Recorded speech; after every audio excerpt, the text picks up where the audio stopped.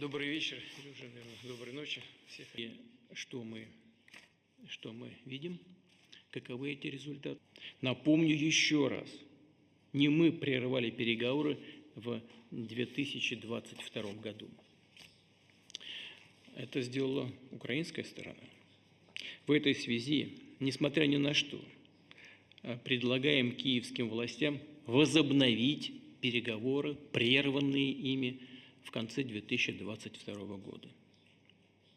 Возобновить прямые переговоры, причем, подчеркну, без всяких предварительных условий.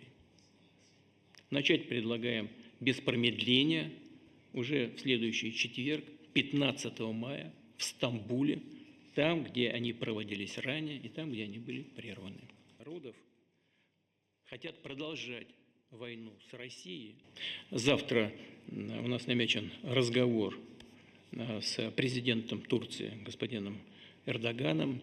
Я хочу попросить его о том, чтобы он предоставил такую возможность проведения переговоров в Турции. Надеюсь, что он подтвердит свое желание способствовать поиску мира на Украине. Мы настроены на серьезные переговоры с Украиной.